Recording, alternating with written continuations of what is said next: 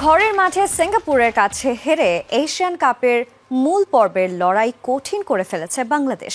Group সির প্রতিটি ম্যাচই এখন অলিখিত ফাইনাল হিসেবে দাঁড়াচ্ছে বাংলাদেশের সামনে, যেখানে অক্টোবর উইন্ডোতে হংকংয়ের বিপক্ষে হোম অ্যান্ড অ্যাওয়ে ম্যাচের মাধ্যমেই টিকে থাকবে ক্যাবরেরা শিশুদের বাস্তব সম্ভাবনা। এফসি এশিয়ান কাপ বাছাইয়ের গুরুত্বপূর্ণ ম্যাচে ঘরের মাঠে জয়ের প্রত্যাশা নিয়ে মাঠে নেমেছিল বাংলাদেশ। সিঙ্গাপুরের কাছে 2-1 গোলে হারের পর মূল পর্বে জায়গা করে নেওয়ার লড়াইটা আরো কঠিন করে ফেলল লাল সবুজের প্রতিনিধিরা। বাছাই পর্বের সি গ্রুপের প্রতিটি দলেরই এখন বাকি আছে 4টি করে ম্যাচ। সেই ক্ষেত্রে নিজেদের সম্ভাবনা টিকিয়ে রাখতে পরবর্তী প্রতিটি ম্যাচেই অলিখিত ফাইনাল হয়ে দাঁড়াচ্ছে বাংলাদেশের সামনে।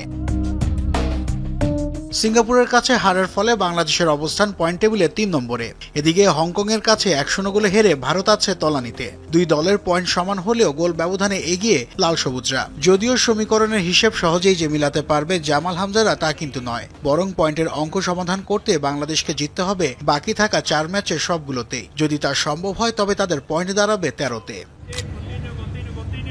সেখানে যদি উভয় দল একে অপরের বিপক্ষে একটি করে ম্যাচ জিতে তাহলে পরবর্তী ধাপে বিবেচনায় থাকবে গোল ব্যবধান। তাতেও যদি সমতা না ভাঙে তবে যে দল বেশি গোল করেছে সেই হিসেব ধরেই এগিয়ে থাকবে তারা।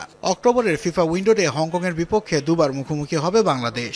হোম অ্যান্ড অ্যাওয়ে এই দুই ম্যাচেই জয় পাওয়া বেশ গুরুত্বপূর্ণ ক্যাবরেরা শিষ্যদের জন্য। এখানেই পরিষ্কার হয়ে যাবে লাল সবুজদের টিকে থাকার বাস্তব সম্ভাবনা।